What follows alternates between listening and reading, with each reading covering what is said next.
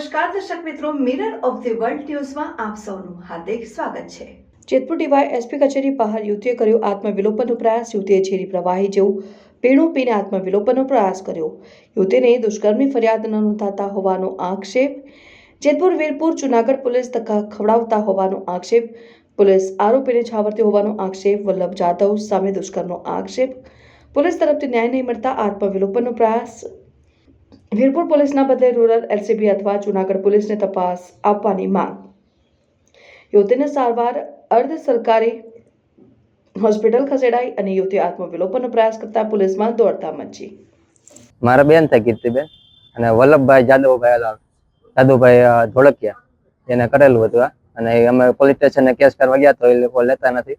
પોલીસના પૈસા આપી દીધા। આપણે વીરપુરના પોલીસ સ્ટેશનના વિજયભાઈ ગોહિલ કરી અને એક બીજા ભાઈ લેખે કેનું નામ નથી આવડતું, એ ભાઈ બે કેસ લેતા નથી।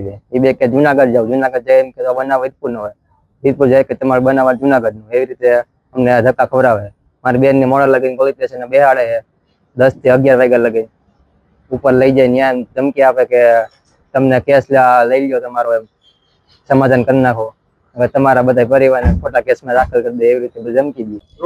વીરપુર, જેતપુર, જુનાગઢ અને રાજકોટ આ ચારે જગ્યાએ કમ્પ્લેટ કરેલી છે। આ છોકરી ઉપર કેટલું થઈ ગયેલું છે, પણ કોઈ પોલીસ વાળાએ એને કમ્પ્લેટ અમે કરી હતી પણ એને કોઈ ન્યાય આપ્યો નથી, જેથી કરીને આ છોકરીને આત્મહત્યા કરવાની કોશિશ કરી। કોઈ પોલીસ ખાતું કાંઈ કરતું નથી। કેટલા ટાઈમ છે આ વસ્તુ અમે કરી, કેટલા અમને પોલીસ વાળાએ ધક્કા ખવડાવ્યા કે તમે માં જાઓ આયા થાય, કોઈ પોલીસ વાળાએ કાંઈ કર્યું નથી અને આ છોકરી આત્મહત્યા કરવાની કોશિશ કરી છે અને એને કોઈ પોલીસ વાળા ન્યાય આપતું જ નથી। બનાવ શું બન્યો તો?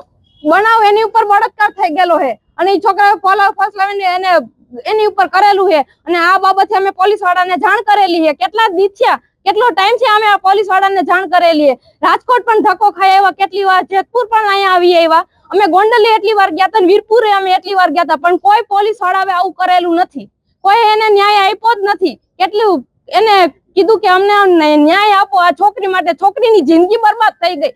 છોકરી હવે દવાખાનામાં પડી, બળાત્કાર કરવાનો કોશિશ કર્યો, આત્મહત્યા કરવાની કોશિશ કરી, કોઈ પોલીસ વાળું કઈ કરતું જ નથી।